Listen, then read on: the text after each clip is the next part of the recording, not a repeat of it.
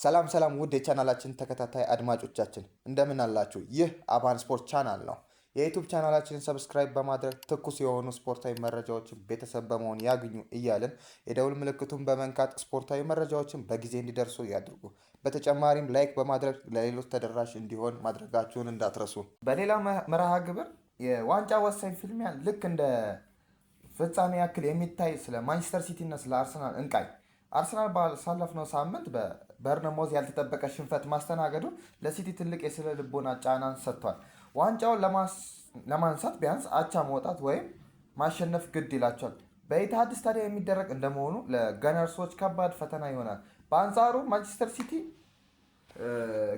ካሸነፈ ወደ መሪነቱ ተመልሰው ዋንጫውን ለመውሰድ የቀና መንገድ ይኖራቸዋል እና ጨዋታውን ስንመለከተው ማንቸስተር ሲቲ ኳሱን ተቆጣጥሮ በመጫወት የአርሰናልን የተከላካይን ስፍራን ሰብሮ ለመግባት ይሞክራል። ይህንን ቦታ ራያን ቸርኪ በአማካይ ስፍራ ላይ ትልቅ ሚና ይጫወታል እና በአንጻሩ አርሰናል ዘንድሮ በሊጉ እጅግ ጠንካራ የመከላከል ክፍል እንደነ ሳሊባ እና ጋብሪኤልን የያዘ ቡድን ነው እና የሳካና የኦዴጋርድ በሌሉበት አርሰናል ወደኋላ አፈግፍጎ እና የመከላከልና የመልሶ ማጥቃት በቪክቶር ጊዮኬሬሽ እና በትሮዛርድ በኩል ጎል ለመፈለግ ይሞክራል እና የቡድን ዜና ስንመለከት ደግሞ አርሰናል በከፍተኛ ጉዳት እየተፈተነ ይገኛል እና እንደ ቡካዮ ሳካ፣ ቲምበር እና ኦዴጋርድ ያሉ ተጫዋቾች ከጨዋታ ውጭ መሆናቸው ሚኬል አርቴታ አረጋግጠዋል እና እንደ ሪካርዶ ካላፊዮሪ እና እንደ ማዱኬ የጨዋታው የመሰለፍ ዕድል አጠራጣሪ ነው እና በማንቸስተር ሲቲ በኩል ደግሞ ወጣቱ ኮከብ ኒኮ ኤሬሊ ከጉዳት አገግሞ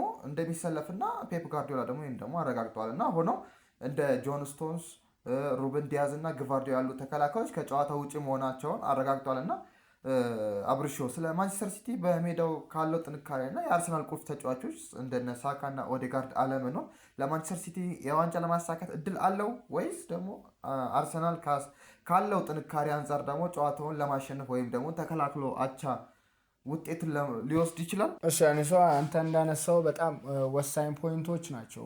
የሁለቱ ቡድኖች ብዙ ጊዜ አንስተናል። ሁለቱም ቡድኖች ማለት ነው ያላቸውን የጨዋታ የቀሪ ጨዋታዎችን አንስተን ስናነሳና ሁለቱ ቡድኖች ያላቸው አድቫንቴጅ ብለን አንስተነው ነበረ እና በአርሰናል በኩል ይሄንን ነጥብ በጣም ወሳኝ ነጥብ ነው ተብሎ ይጠበቃል። ምክንያቱም 22 ዓመት ነው ተሸክሞ ወደ ነገው ጨዋታ የሚሄደው። ምክንያቱም ይሄ ጨዋታ ዲፋይን የሚያደርገው ነገር የዘንድሮ የውድድር ዓመትን ብቻ አይደለም። አርሰናል ዋንጫውን የሚያጣ ከሆነ የዘንድሮ የውድድር ዓመትን ብቻ ሳይሆን 22 ዓመት ሙሉ ነው ሉዝ ሊያደርግ የሚችለው እና ናው ኦር ኔቨር የሚለውን ሀሳብ ይዞ ነው የሚሄዱት። ምክንያቱም ምናልባት ከዘንድሮ የውድድር ዓመት በኋላ ሌላ ዓመትንም የመጠበቅ አዝማሚያ ስለሚኖር ማለት ነው እና ይሄም ጨዋታ በጣም ወሳኝ ያደርገዋል። በማንቸስተር ሲቲ በኩል ደግሞ ፔፕ ጓርዲዮላ ብዙ ጊዜ የምናነሳው ማንቸስተር ሲቲ በዚህ ደረጃ የምንጠብቀው ፔፕ ጓርዲዮላ ስላለ ነው ብለን ነበር እና ብዙ ጊዜ ያነሳ ነውም አሁን ላይ እውን እየሆነ መጥቷል እና ማንቸስተር ሲቲ ሁለተኛ በሆነበት ታይም ላይ በ8 ነጥብም በ10ም በ11ም ነጥብ ርቆ እያለ ፔፕ ጓርዲዮላ ስላለ ይሄ ዋንጫ ፉክክር አላለቀም ብለን ነበር እና ያንንም አርሰናል በሚገባ ነጥቦችን ሉዝ እያደረገ ለፔፕ ጓርዲዮላ ቡድን ማንቸስተር ሲቲን እየጋበዘው መጥቷል እና አሁን ላይ የእርስ በርስ ግንኙነታቸው ምናልባት በጣም ወሳኝ ምዕራፍ ላይ የደረሰ ይመስላል። ሁለቱም ቡድኖች ይህንን ጌም የሚያሸንፈው ቡድን ዋንጫውን ለማንሳት ትልቅ አድቫንቴጅ ይኖረዋል። የነጥብ ልዩነታቸውን በእርግጥ በአርሰናል ቢሸነፍም የነጥብ ልዩነታቸው ማንቸስተር ሲቲ ቀሪውን ጨዋታ ቢያሸንፍ እንኳን የነጥብ ልዩነታቸው እኩል ይሆናል እና በጎል ዲፍረንስ ይበላለጣሉ ማለት ነው። ያ ደግሞ ለሲቲ ትልቅ አድቫንቴጅ ነው። ሲቲ መሪ የመሆን ቻንሱ ከፍተኛ ነው የሚሆነው። ምክንያቱም ያላቸው የጎል ልዩነት አሁን ላይ 3 ከመሆኑ አርሰናልን የሚያሸንፍበት የጎል ዲፍረንስ ደግሞ ስለሚቀነስ ያም ከአርሰናል ተቀንሶ ለማንቸስተር ሲቲ የሚሆንበት እና ቀሪውን ጨዋታ የሚያሸንፍ ከሆነ ደግሞ በጎል እንኳን የመብለጥ ቻንስ ስለሚኖረው ማንቸስተር ሲቲ መሪነቱን ይረከባል ተብሎ ይጠበቃል። ሌላው አርሰናል የሚያሸንፍ ከሆነ ደግሞ አርሰናል የሚያሸንፍ ከሆነ የነጥብ ልዩነቱን መልሶ ወደ 9 የማስፋት እድል ይኖረዋል። ማንቸስተር ሲቲ ቀሪውን ጨዋታ ቢያሸንፉ እንኳን የነጥብ ልዩነቱ 6 መሆኑ ለአርሰናል ሌላ እድልን በሚገባ ለመፈጸም ማለት ነው ትልቅ አድቫንቴጅ ይኖረዋል። እና አርሰናል እንዳነሳው በዚህኛውም ጨዋታ ላይ የተጫዋቾቹ ጉዳት ለአርሰናል ትልቅ ፈተና ነው እየሆነበት ያለው ተመልክተናል። የሳካ አለመኖር እና የጁሬን ቲምበር አለመኖር ምን ያህል በአንድ መስመር በኩል በጣም እየጎዳቸው እንደነበረ ተመልክተናል። ቤንጃሚን ዋይት ምን አይነት ስህተቶችን ሲሰራ እንደነበረ፣ እንዴት ጌሙን ኮንትሮል ማድረግ እንዳቃተው እና መከላከሉ ላይም ብዙ ክፍተቶች የተፈጠሩ እንደነበረ ተመልክተናል። ያም በደንብ ለማንቸስተር ሲቲ ትልቅ አድቫንቴጅ ነው ይሄ መስመር ማለት ነው። ምናልባት እንደ ባለፈው ሳምንት እንደ አውሮፓ ቻምፒየንስ ሊግ ላይ እንደተጠቀመው መስኩዌራን ይጠቀማል ተብሎ ይጠበቃል በዚህኛው በኩል ማለት ነው። በቀኝ ፉልባክ በኩል ከቤንጃሚን ዋይት በላይ መስኩዌራ በደንብ መከላከሉ ላይ በደንብ ኦርጋናይዝድ የሆነ ተከላካይ ከመሆኑም አኳያ እሱን ይጠቀማል ተብሎ ይጠበቃል። አንተ እንዳነሳው ሁለቱ ቡድኖች የተለያየ የጨዋታ ስታይል ይዞ ይገባሉ ተብሎ ይጠበቃል። ምናልባት ማይክል አርቴታ ትላንትና የሰጠው ጋዜጣዊ መግለጫ ላይ እኛ ላለመሸነፍ አይደለም ለማሸነፍ ነው የምንጫወተው ብሎ ከማውራቱም አኳያ ማለት 3 ነጥብ ይዞ ለመምጣት እንደሚጫወት በደንብ የገለጸበት ነው። ነገር ግን ያንን ለማድረግ እንደ ቡካዮ ሳካ ያሉ ተጫዋቾች መኖር ይኖርባቸው ነበር። ነገር ግን እነሱም ከጨዋታው ውጪ መሆኑ ትላንትና አረጋግጧል ማይክል አርቴታ ማለት ነው።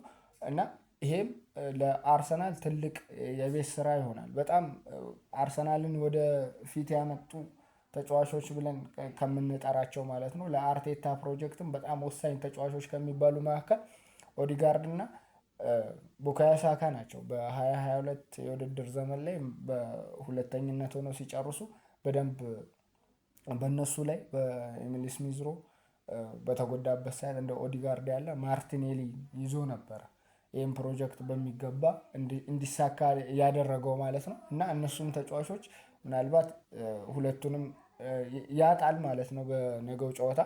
እና ለአርሰናል ሌላ የቤት ስራ እንደ ማዱኬ ያለ ደግሞ በስፖርቲንግ ጨዋታ ላይ ተጎድቶ መውጣቱ ለአርሰናል ሌላ ችግር ነው።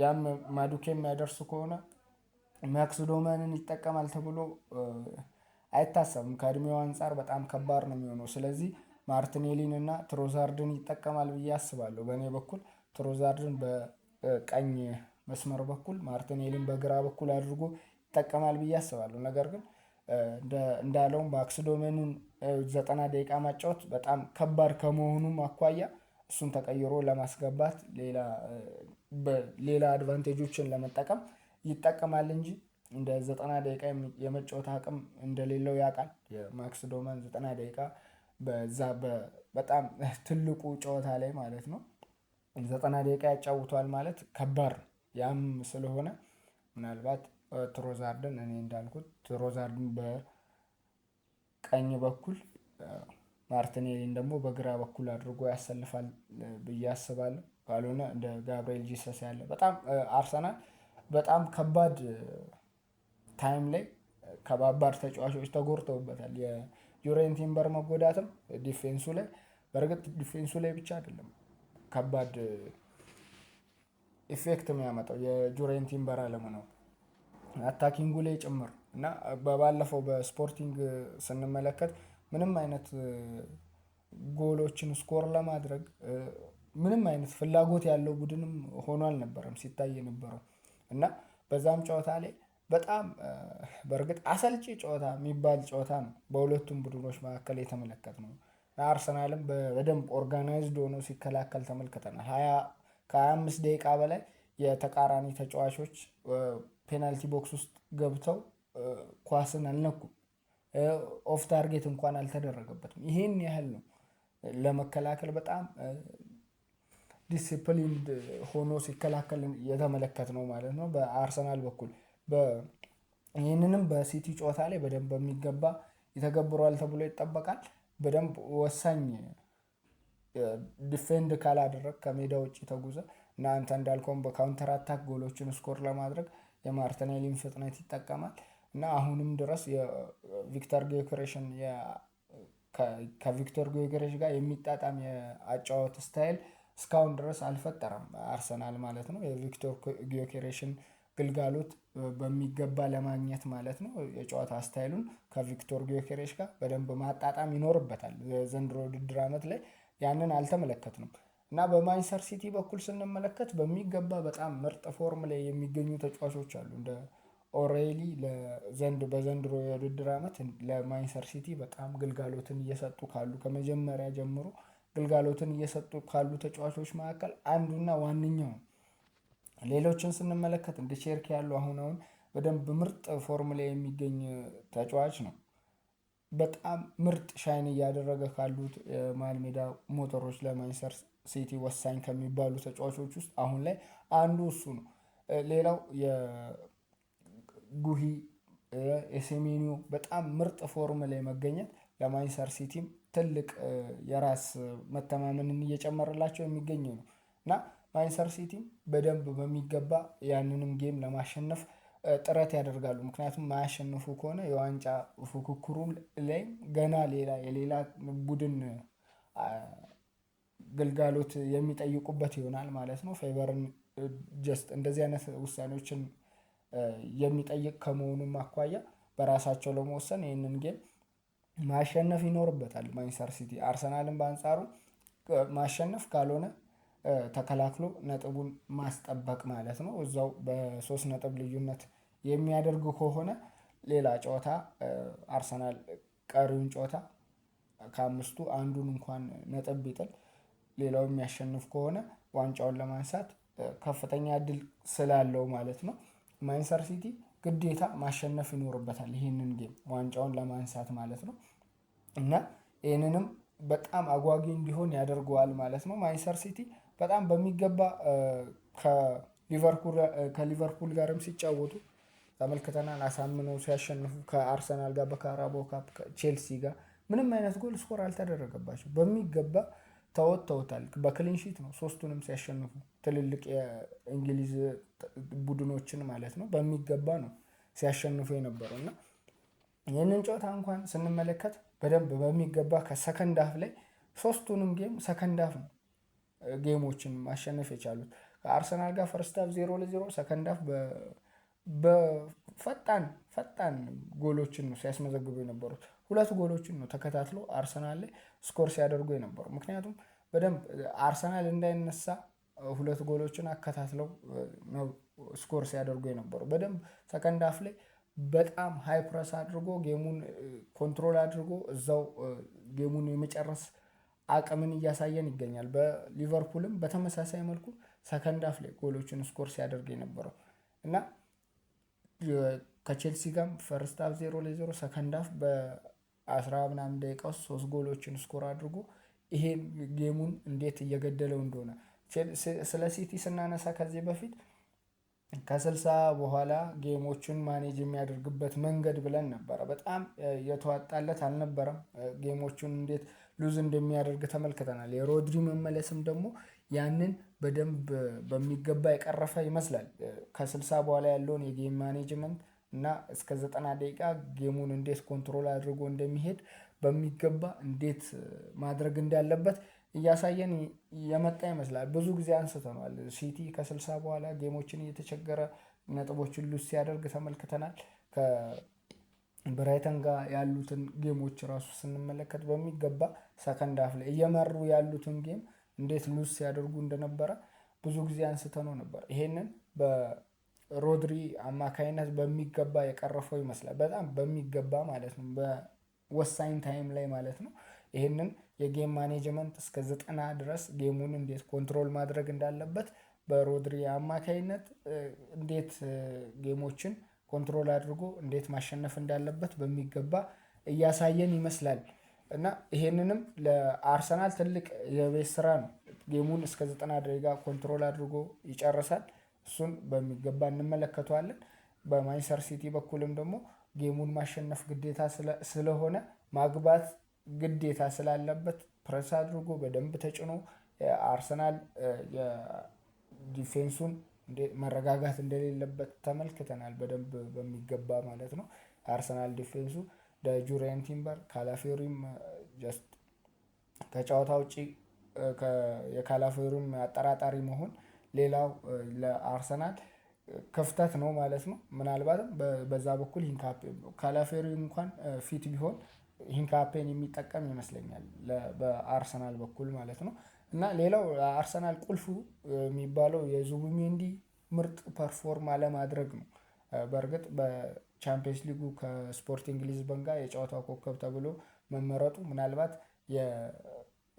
ያም ሌላ መነሳሳት ካልሆነ በስተቀር የዙቢሜንዲ ፐርፎርማንስ በፕሪሚየር ሊጉ በጣም የወረደ መሆኑ ለአርሰናል ጌሞችን ማኔጅ የሚያደርግበት መንገድ ከባድ እያደረገው የመጣ ይመስላል እና ይሄም ለአርሰናል ሌላው ትልቅ ክፍተት ነው። ያንንም ክፍተት በሚገባ ማንቸስተር ሲቲ ይጠቀማሉ ወይ እሱን የምንመለከት ይሆናል። ይሄም ዋንጫውን በጣም ዲፋይን የሚያደርግበት ነው ይሄ ጌም ማለት ነው።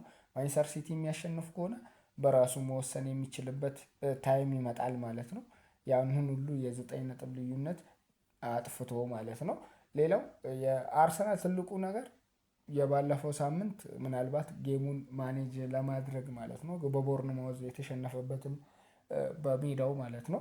ያም ጌሙን እንዴት ማኔጅ ማድረግ እንዳለበት በጣም የሚማርበት ጌም ይሆናል ተብሎ ይጠበቃል። በጣም ክፍት ነበረ ጌሞችን ማኔጅ የሚያደርግበት እንዳለ።